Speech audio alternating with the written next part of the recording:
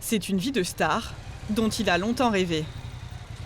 Ce matin, Vincent Niclot est attendu chez un grand couturier de l'avenue Montaigne. Bonjour, ça va bien? Et vous? Super, merci. Je suis venu pour les petits réglages. Les petits réglages, les ajustements. Et voilà. Ce sont les derniers essayages d'un smoking à la James Bond qui ne coûte pas moins de 2 800 €. Franchement, c'est trop beau. C'est mon premier smoking, donc c'est un peu... dans la vie d'un homme, c'est quand même... Tadam, tadam, tadam. Avec ce costume, il ambitionne de devenir une star internationale.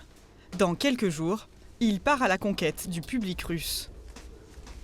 C'est pour la grande soirée à Moscou, là, au Kremlin, où on m'a demandé d'aller chanter donc au Kremlin, devant 150 millions de téléspectateurs. C'est pour ça qu'il va falloir qu'il y ait un petit peu d'espace ici. Une chance exceptionnelle, qui s'ajoute à un succès plutôt inattendu en France.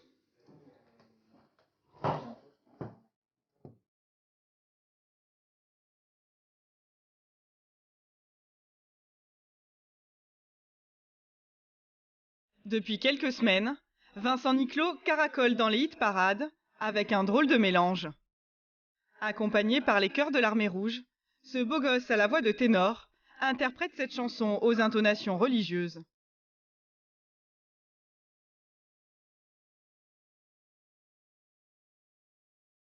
La puissance des voix a conquis le public. Il a déjà vendu 100 000 albums et décroché un disque de platine.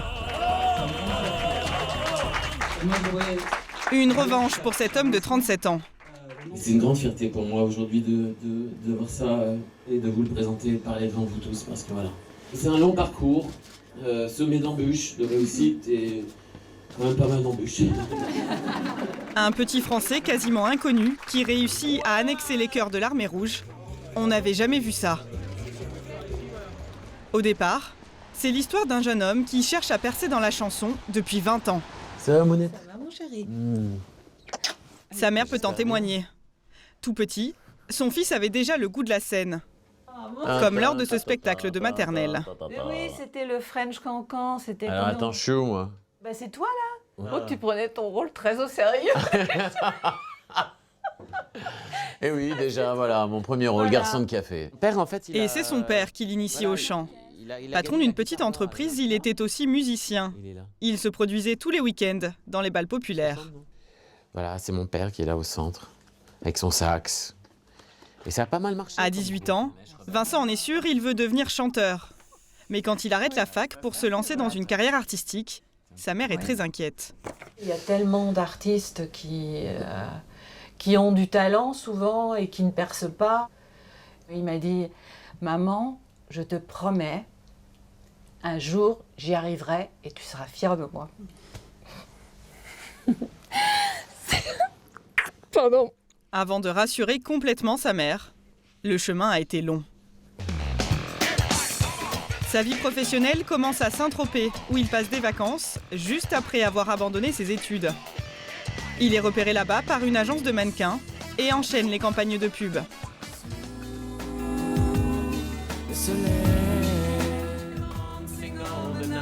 Sa belle gueule va aussi lui ouvrir les portes de séries télé, comme Sous le soleil.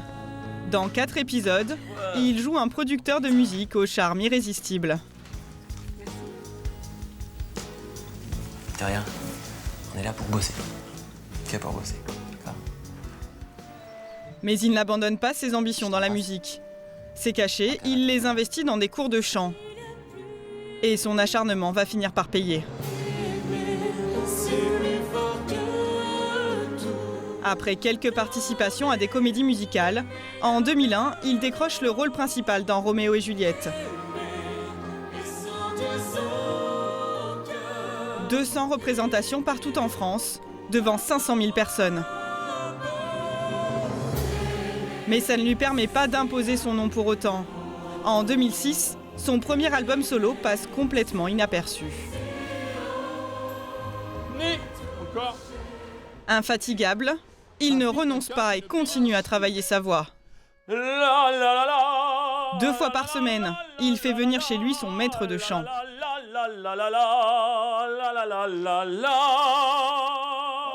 Avec lui, il cherche la bonne formule pour accrocher le public. Cet ancien de l'Opéra de Paris va lui conseiller de s'éloigner de la variété pour un style plus lyrique. Et il y a un an, le chanteur plutôt culotté a l'idée de se faire accompagner par les célèbres chœurs de l'Armée Rouge. Ce serait génial d'avoir un chœur, parce qu'un chœur, ça amène une force, quelque chose de très... avec beaucoup d'émotion. Et on a été complètement fous avec l'équipe, on s'est dit, mais pourquoi pas les chœurs de l'Armée Rouge? Mais jamais de notre vie, on aurait pensé qu'ils diraient oui, mais qu'ils tentent rien à rien. Donc on a fait des maquettes, on a envoyé ça à leur agent, et le lendemain, il nous a rappelé.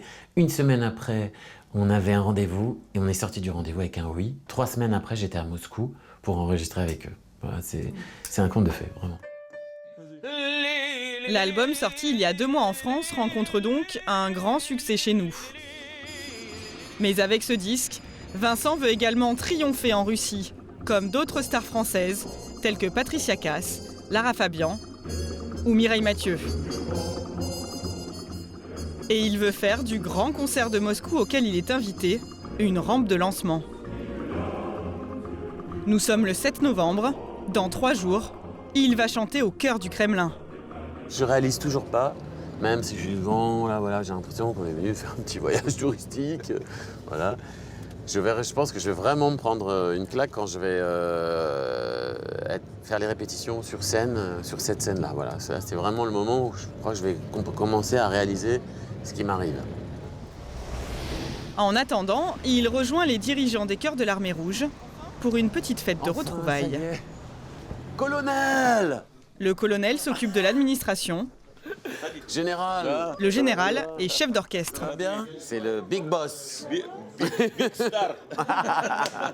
C'est magnifique. Et ce soir, ils ont décidé de s'amuser. Allez. Avec le colonel, c'est pas possible. Il est... voilà, on n'est même pas assis qu'on ait déjà le verre de vodka rempli. Nazarovia. Les toasts s'enchaînent. À l'amour,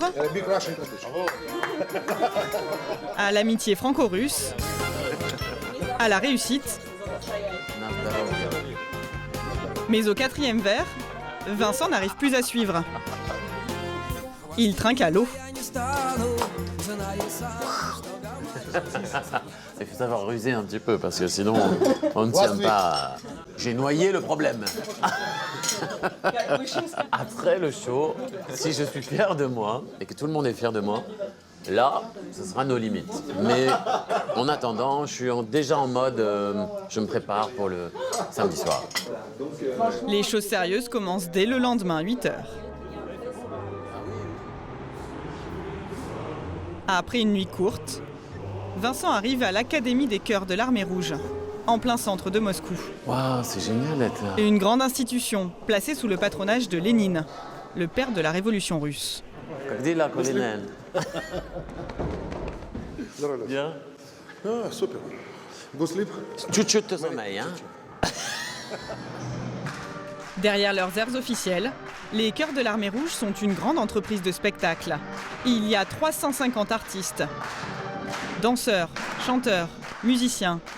Et ils donnent plus de 250 représentations par an et vendent des millions de disques dans le monde. Une école forme même des jeunes talents, dès l'âge de 4 ans. Corrige ton col, tu es toute débraillée. Hello. Ça va bien? Как дела? La Shoah. La relève est assurée.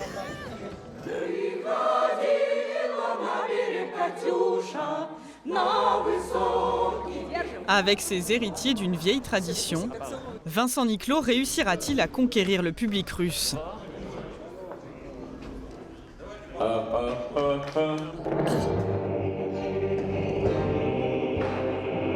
Il répète une dernière fois la chanson qu'il va interpréter demain. Extraite de son album, elle est à moitié en italien et à moitié en français. Et les paroles sont un peu convenues. Rien n'est plus pareil quand l'amour se réveille.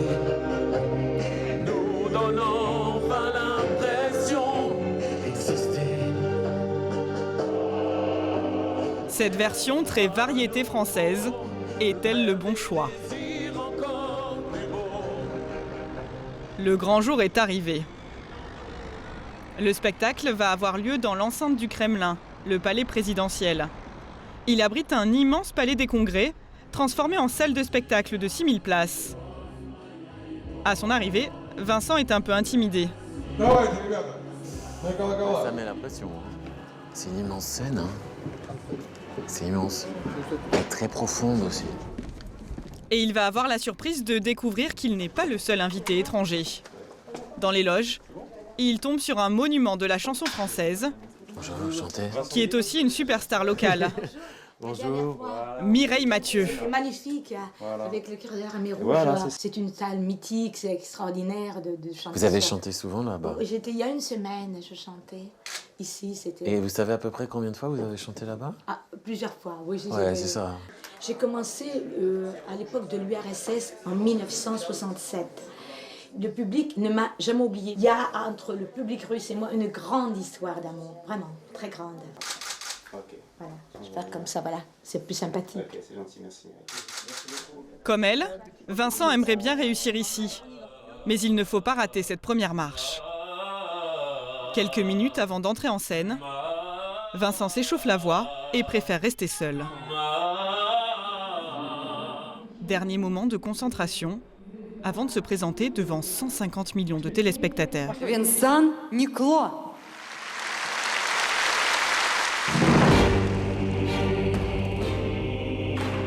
Soutenu par le général chef d'orchestre, il a 4 minutes pour convaincre.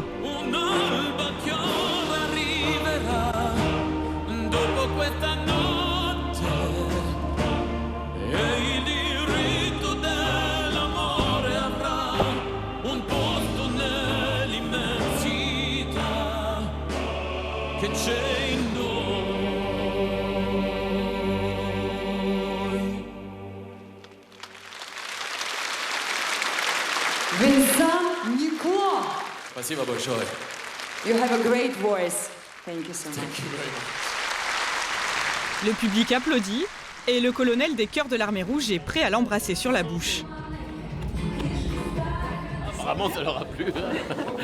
Ouais! Sa campagne de Russie est-elle gagnée? Il le saura quand son album sortira ici, au début de l'année prochaine. Allez.